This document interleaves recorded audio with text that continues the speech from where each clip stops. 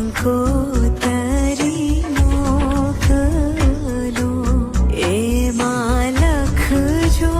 પિયુજીના નામ લગન